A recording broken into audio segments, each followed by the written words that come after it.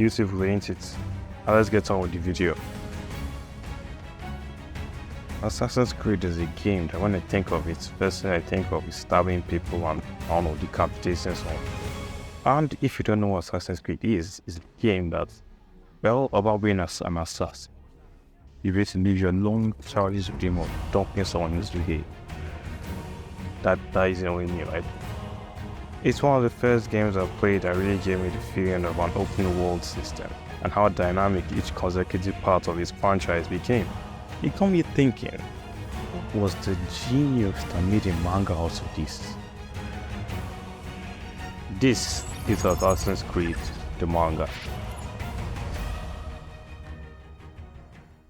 Assassin's Creed Awakening is a manga written by Takashi Yano that adapts the 2013 video game Assassin's Creed 4 Black Flag.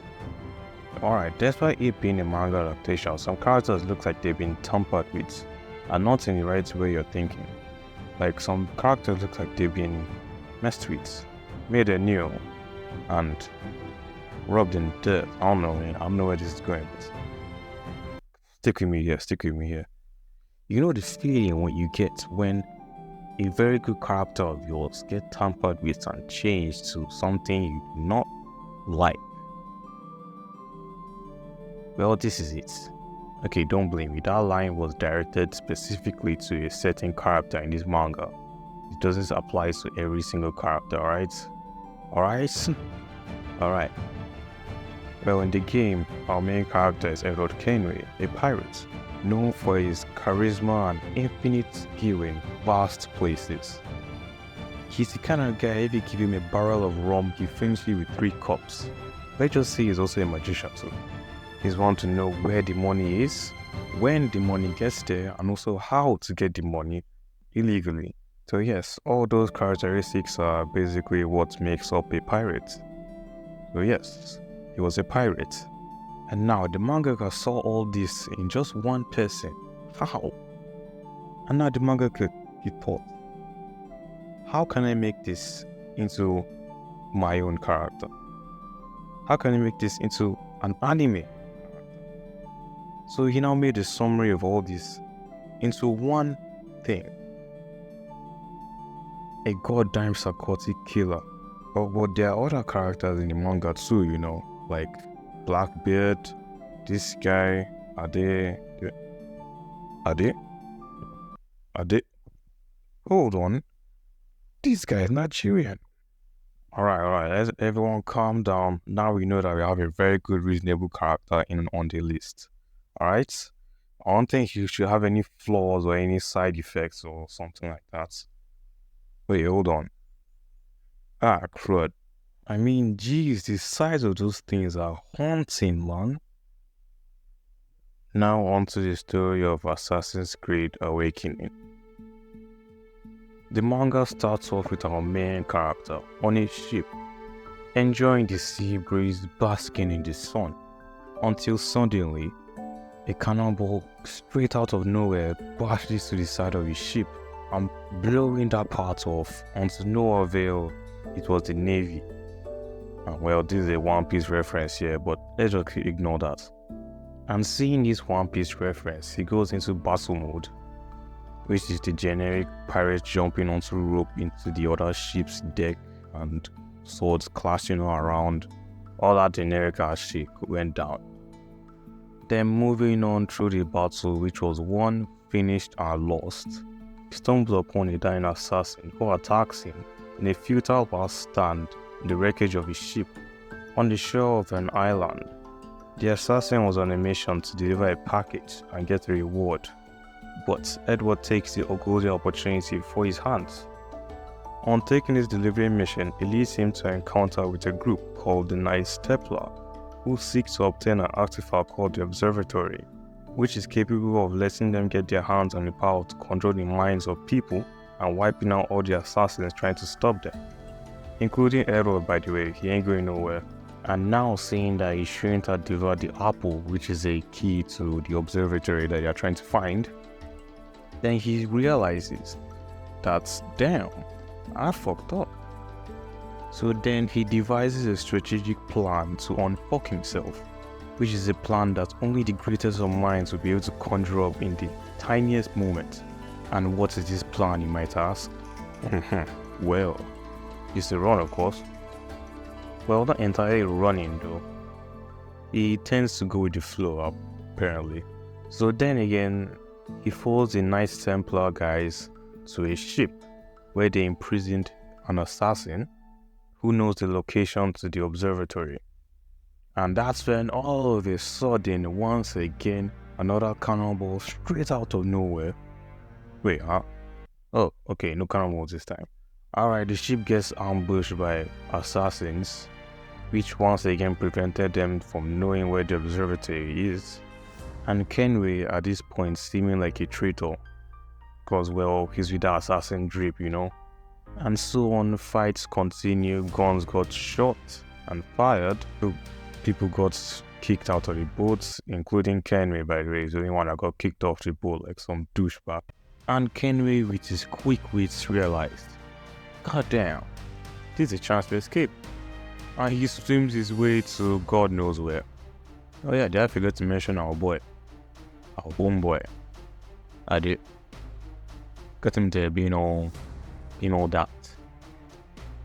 Damn, I am disappointed. And so on, the story progresses with Kenway entering a bar like a champ and meeting up with some of his former hustling bros, just like Crackhead over here. Like, even in the game, for God's sake, this guy is on serious crack. I would say he's always drunk, but nah, this guy is on serious crack every single time. And so, he discusses with his hustling bros on his great adventure of being tossed off the deck of a ship twice, and they feel empathy for him. And so, with the power of friendship, they go and defeat the Demon King. Right? Alright, that's just a joke. Alright, he discusses with his bros a plan to take down the Knights Templar, who apparently have the plan of taking over the world, like Demon King type shit. And they agreed, after a little bicker on why he's doing this in the first place. Wait, why is he doing this in the first place? Alright, his backstory is this. He's got a wife back home, who is thirsty for love, who just wants to spend time with her husband. And Kenway, knowing with his crazy amount of debts and bounty on his head, he knows that living the average life with his wife wouldn't be possible, and this would endanger her and his future son, I guess. And in knowing this, he thought to himself, I have to do something. I have to make our lives better. So then he says a set of very beautiful words. I'm gonna head out real quick. Still in this bar/tavern scene, if you notice in the background, you'll see this very unsuspicious looking character staring a hole through Kenway's head. Meets Kenway later on outside the bar, offering Kenway a proposal for some apparent reason, saying he notices Kenway's ambition for obtaining riches and wants to strike a deal with him. And for some apparent reason, Kenway agrees to this.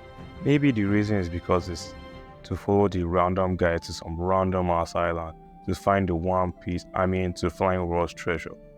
And soon after a few days and a couple of minutes since they embarked on their journey, they came in contact with a dilapidated temple, which seemed like it was the place for the the lost treasure.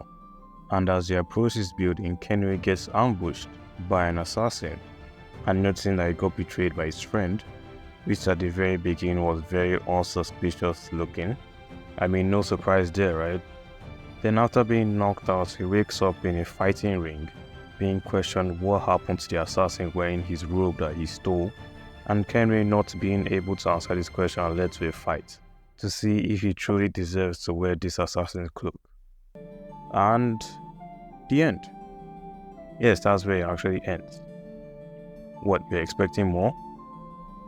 Well, alright, there's actually more, but not on his side, the other side of the story, which is Yana Osage.